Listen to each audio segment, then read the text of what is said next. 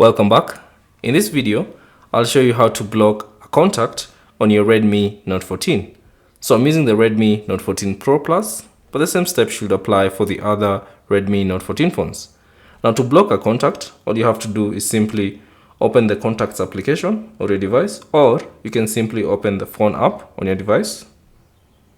And then within the phone app, simply tap on contacts and find the contact that you'd like to block. So scroll down, or rather scroll through your contacts and find the contact that you'd like to block. So let's say for instance, I want to block this contact. I can select it. And then from here, simply scroll down and find the option block numbers. So tap on it. And then you'll see this prompt. You will no longer receive calls or text from that particular number. So if you'd like to block it, simply tap on block. And you should see this icon appear next to the number, indicating that that contact has been blocked. So that's basically how to block contacts on your Redmi Note 14.